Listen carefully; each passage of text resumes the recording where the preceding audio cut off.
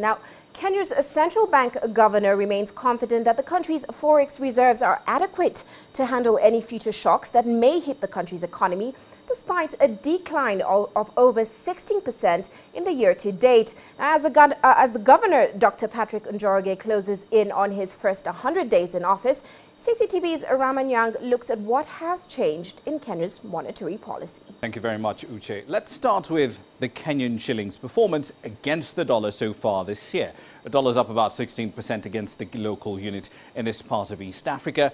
But at one point in July, it actually slid very quickly. In that month alone, the dollar was up 3% against the Kenyan shilling. Since then, however, things have changed. There's quite a bit of stability back in the markets. The shilling actually has stabilized at around 105 to the American dollar. And a couple of reasons why that has happened. The most prominent of those, however, is the sheer draining of liquidity from the market. Overnight lending rates, if you use that as an indicator, have shot up to about 25%. This, historically, for the Kenyan market, is very, very high, painful, as a matter of fact. But this, however, is not the only thing the central bank has done under Dr. Patrick Njoroge in order to impose a bit of discipline into the market. And that's a word he used a lot earlier today, imposing market discipline, not just on currency dealers and treasury desks, but also apparently on us guys, the media. Where you have an analyst out there, he mentions that there is a particular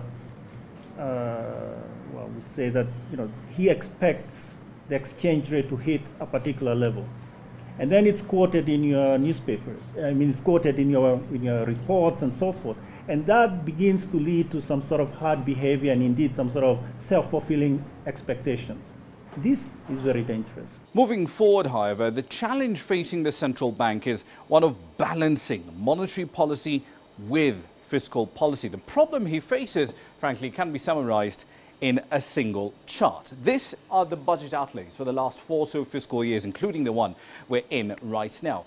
Every successive year, we're seeing a jump of about $2 billion in spending, despite claims by finance ministers and presidents that we need to consolidate our spending and to cut our spending. That's the rhetoric, but it never happens. And at the same time, as we just mentioned, monetary policy is getting tighter and tighter and tighter. That's a problem that cannot continue forever. At one point, as the governor put it, something has definitely got to give. The way things are, it's as if we have a very, let's say, loose fiscal policy, it would be